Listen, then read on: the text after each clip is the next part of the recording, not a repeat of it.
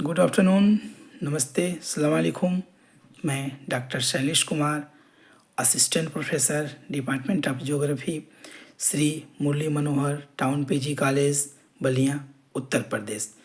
आज हम बात करेंगे एक असाइनमेंट की जो कि 20th 20वीं FIP से दिया गया है अलीगढ़ मुस्लिम यूनिवर्सिटी के UGC HRDC के द्वारा। इसमें हम फूड फॉर थॉट के अंतर्गत मैंने एक हिंदी कहानी का चयन किया है जो कि हिंदी अनुभाग से तीसरी कहानी है। इसका मकसद यह है फूड फॉर थॉट का कि हायर एजुकेशन जो फैकल्टीज़ हैं उनमें किस तरह से वैश्विक मूल्यों का निरूपण किया जाए और उनमें अध्यारोपित किया जाए। इसमें हम चर्चा करेंगे पेंसिल की कहानी। इसमें यह देखेंगे कि मुख्य सारगर्भित विचार इस पेंसिल की कहानी में क्या है जिससे कि मानव के साथ साथ एक शिक्षक अपने व्यक्तित्व में इन मूल्यों का समावेशन कर सके। अब बात करते हैं कहानी की। पेंसिल की कहानी यह एक अज्ञात लेखक के द्वारा लिखी गई है। इसमें दो पात्र हैं, एक पात्र है महिला और एक पात्र है बालक बच्चा। जो महिला है वह बालक की दादी माँ है और बालक पोता है।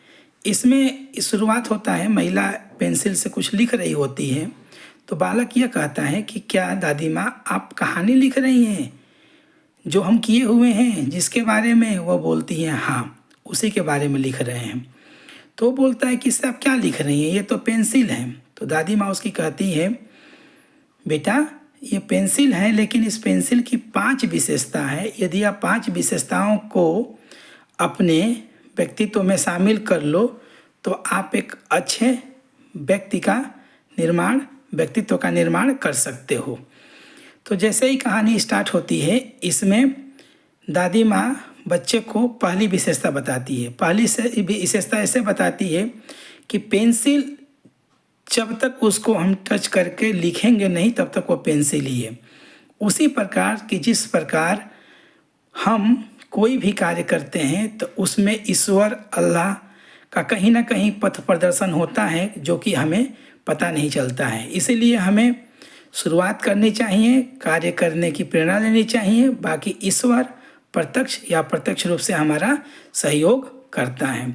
दूसरी विशेषता है कि उसमें पेंसिल से लिखते वक्त दादी माँ रुकती हैं तो बोलती हैं कि कभी कभी रुकना पड़ता है और इस पेंसिल को धारदार और यंत्र से छीलकर इसे नुकीली और धारदार बनाना होता है। उसी तरह जिस प्रकार जीवन में कभी दुख आए, दर्द आए तो उसमें संयम बरतने के साथ साथ व्यक्ति उसी तरह से परिपक्व और मजबूत बनते जाता है।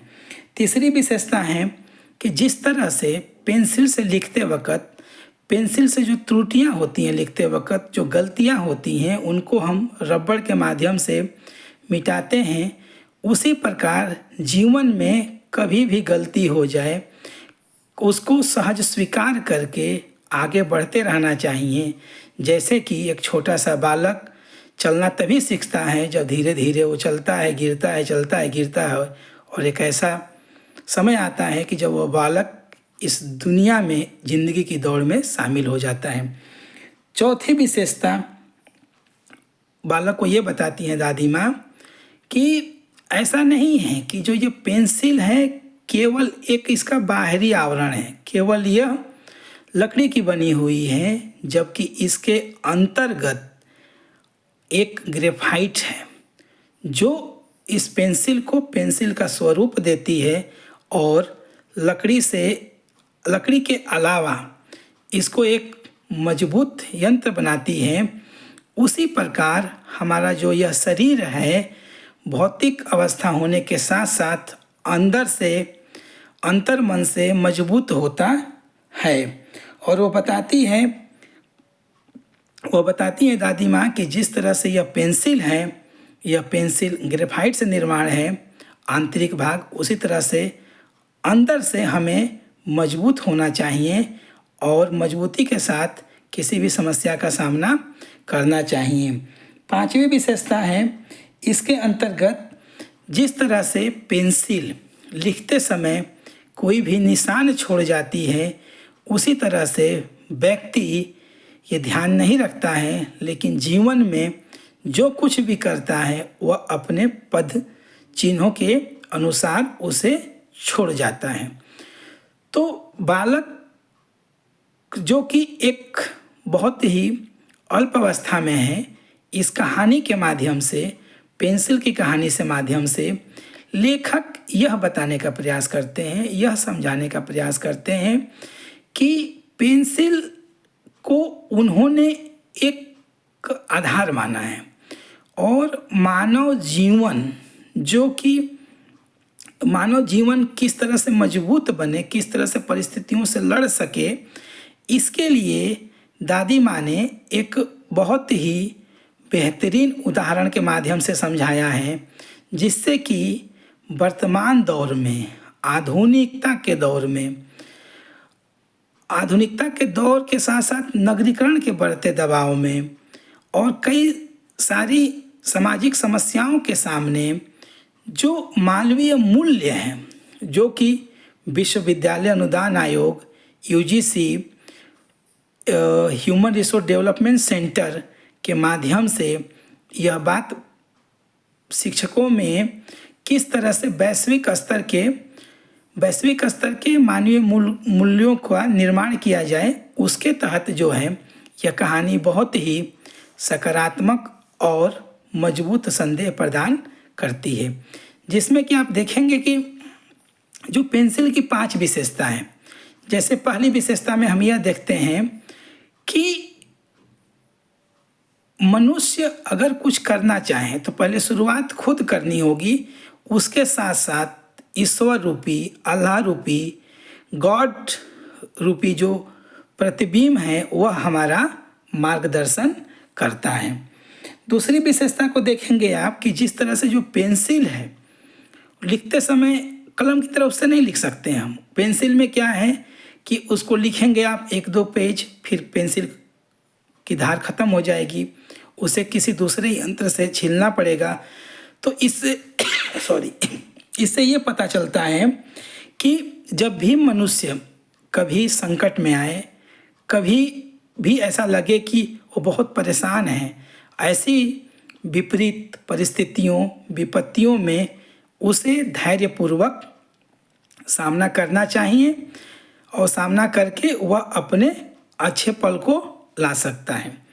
तीसरी विशेषता है कि रबड़ का प्रयोग करके जो त्रुटि होती है पेंसिल से उसे हम मिटा देते हैं। उसी प्रकार जीवन में जैसे कोई गलतियां हो रही हैं उसे हम सहज स्वीकार करें और आगे बढ़ते रहें।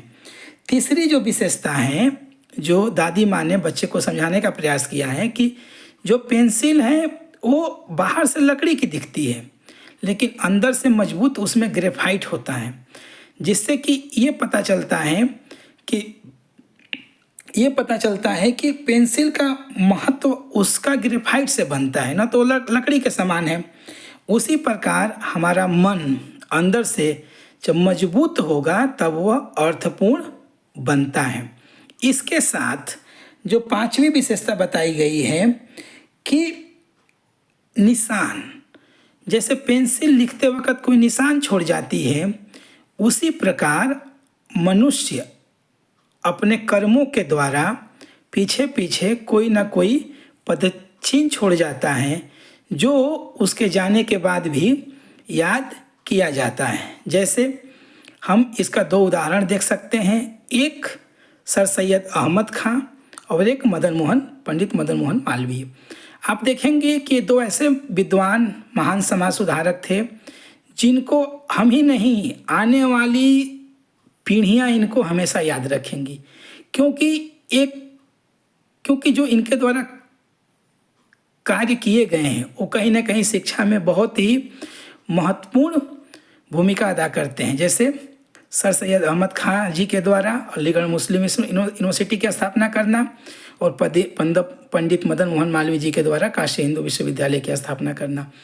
इस प्रकार ये जो कहानी है हमें जीवन में मानवीय मूल्यों का निर्माण करने की प्रेरणा देती है, जो कि मुझे व्यक्तिगत तौर पे बहुत ही पसंद आई। धन्यवाद।